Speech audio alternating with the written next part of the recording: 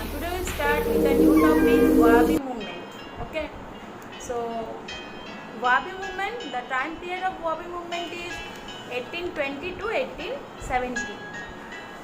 So in our syllabus of class 10, we will only learn the part of Wahhabi movement of Bengal and the area of Bengal where the movement was spread. So let's start some basic information like what is the meaning of Wahhabi. Wahhabi means regeneration. Regeneration मतलब होता है पुनर्जीवन, ठीक है. That doesn't mean किसी का death हो गया है तो उसका फिर से जन्म हो रहा है.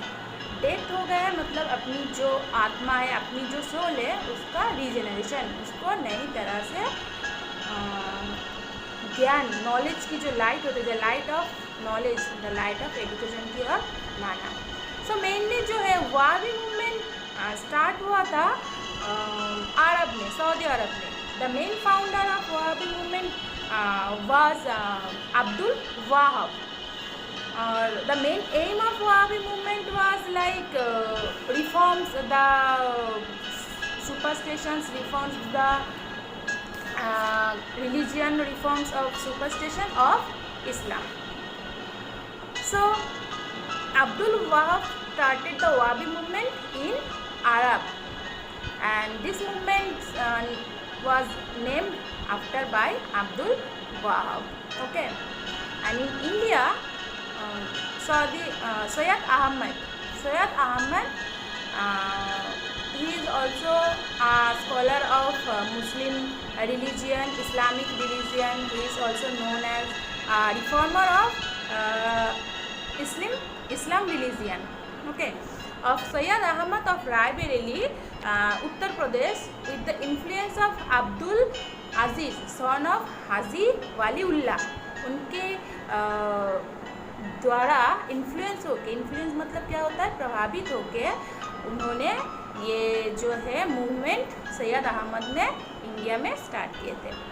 तो सैयद अहमद की जो ये मूवमेंट है, इससे प्रेरित होके Mir Nisar Ali, Titumir, the real name is Mir Nisar Ali, जिसे हिस्ट्री में तितुमीर के नाम से हम लोग जानते हैं. तो बारासत बंगाल में तितुमीर ने ये रिफॉर्म मूवमेंट, ये वहाबी मूवमेंट बंगाल में लाए थे. तो our syllabus is only the Wahabi movement in Bengal. तो बंगाल में जो वहाबी मूवमेंट है उसी के बारे में हम लोग आज डिस्कस करेंगे. तितुमीर जब वहाबी मूवमेंट स्टार्ट किए थे बंगाल में, तो उनकी मेन जो एम था only the reform of Islamic superstitions and immortal practice. Slogan यही था, go back to the holy Quran, क्योंकि किसी भी रिलीजियस जो होली बुक होता है उसमें एक रिलीजियस दूसरी रिलीजियस के प्रति, एक रिलीजन दूसरी रिलीजन के प्रति हिंसा दिखाना या फिर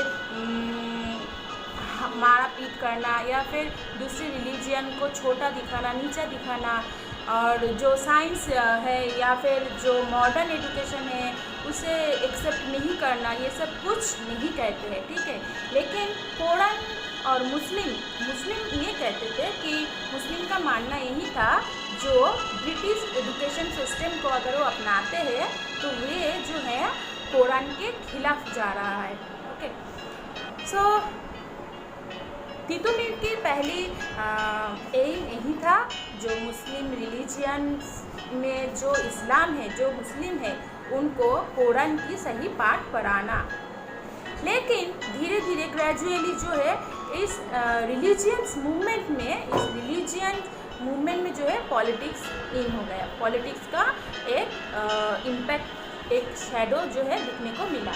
तो ये मूवमेंट, जो वहाबी मूवमेंट जो स्टार्ट हुआ था एज ए रिलीजियस मूवमेंट, धीरे धीरे वो एक पॉलिटिकल मूवमेंट में बदल गए. कैसे?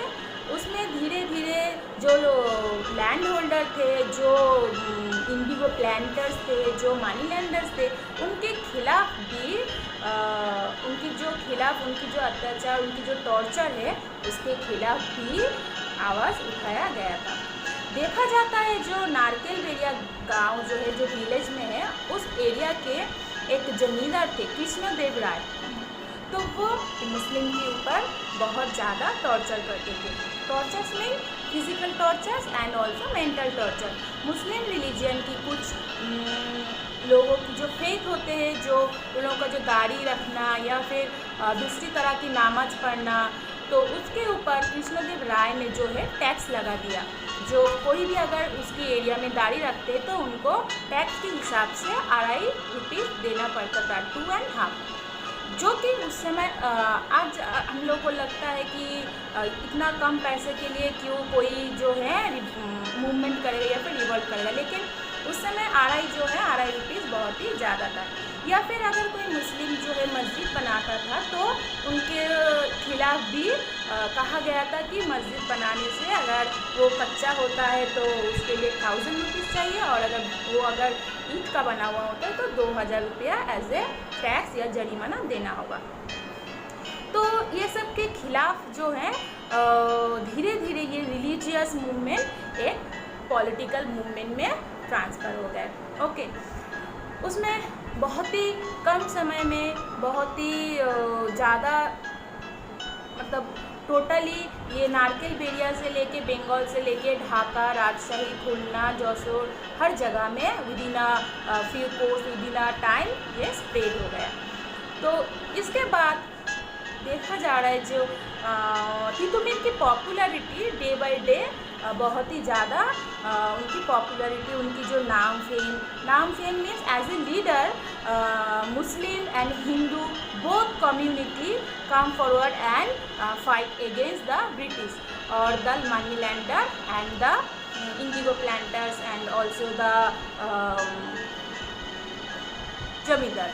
तो इनके खिलाफ जो है तितुमीर की लीडरशिप के अंदर में हिंदू मुस्लिम चाहे किसी भी कम्युनिटी, किसी भी रिलीजियंस की जो है लोग, किसान, फार्मर्स नहीं थे, नॉट ओनली फार्मर्स, उसमें फिशरमैन, वेवर और भी बहुत सारा दूसरी वर्क फील्ड से जो है सब तितुमीर के साथ आके जुड़ गए थे। तो डे बाय डे जब तितुमीर की लीडरशिप के अंदर ये वहाबी मूवमेंट बड़ा सा रूप ले रहा था, तो उस समय गवर्नर जनरल कौन था? बेंटिंग की गवर्नर जनरल की अंडरशिप में स्टुअर्ट नाम की जो जनरल थे, okay, general means police force, तो उन लोगों की नज़र तितुमीर की ओर पड़ा।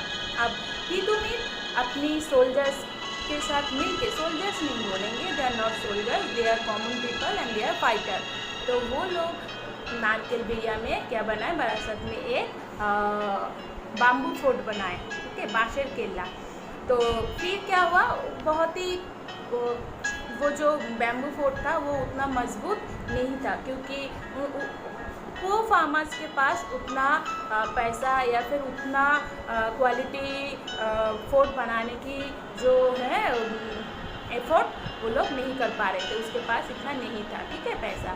तो फिर वो बाम्बू फोर्ट की खबर जब ब्रिटिश के पास पहुँचे तो ब्रिटिश जनरल स्टुअर्ट की लीडरशिप में बहुत सारा जो है police force, British police force रात के अंधेरे में ओके क्या किए, बाम्बू फोर्ट को घेर लिए।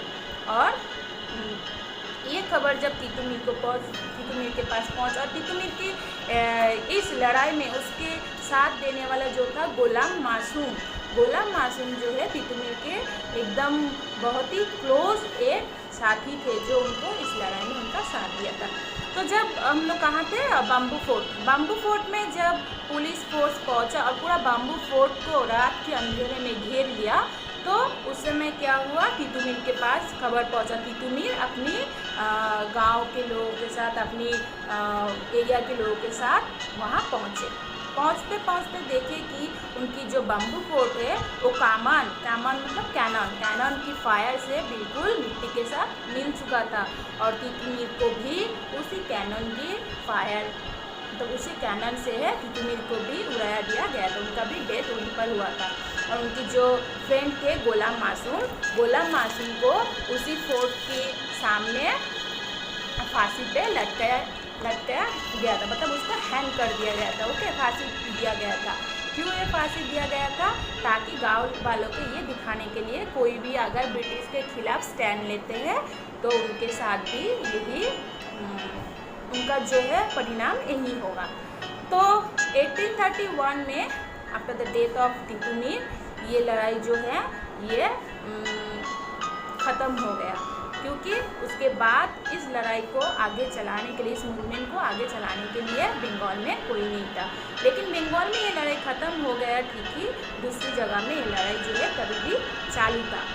ये जो है मेन वाबी मूवमेंट की रीज़न बंगाल में क्या था, इससे रिलेटेड टीटू मीर की लाइफ जो कैसे टीटू मीर की लाइफ था, तो ये थोड़ा सा डिस्क्रिप्शन इस वीडियो से पता चलता है। अब आगे हम दो चार लाइन यही कहना चाहेंगे, जो ये लड़ाई की जो मतलब वाबी मूवमेंट की जो मेन इफेक्ट अगर कहा जाए या फिर कैरेक्टरिस्टिक फीचर अगर कहा जाए, तो Hindu Muslim both community fight against the British with same field, एक ही फील्ड में ब्रिटिश के खिलाफ हिंदू मुस्लिम लड़े थे। ओके, इसमें देखो रिलीजियन यूनिटी जो है, इस लड़ाई से रिलीजियन यूनिटी के बारे में एक बहुत ही अच्छा एग्जाम्पल हम लोग को मिलता है, जो कि प्रेजेंट डे में बहुत ज़्यादा ज़रूरी है। सो ये था आज का वीडियो वाबी मूवमेंट के ऊपर। I hope you like it. If you like it, then please subscribe the channel and give a like and comment. Thank you.